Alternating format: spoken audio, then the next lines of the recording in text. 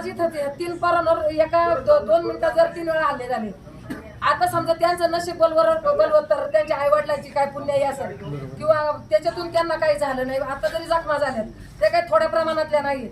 तुम्ही माणूस मेल्यावर 25-25 लाख वन विभाग देतो, तिथं तुमच्याकडे पैसे तुम्ही पैसे देऊ शकता त्या कुटुंबाला, पण आधीच तुम्हाला उपाययोजना करता येत नाहीत का? पिंजरे लावले पाहिजेत, तिथे त्या पिंजऱ्यात सावस पाहिजे.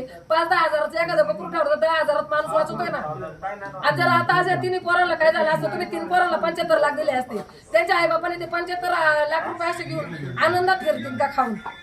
आज त्यांच्या कुटुंबात जर काय झालं असतं, विपरीत घडलं असतं, वन विभाग काय उत्तर देणार आहे त्याला?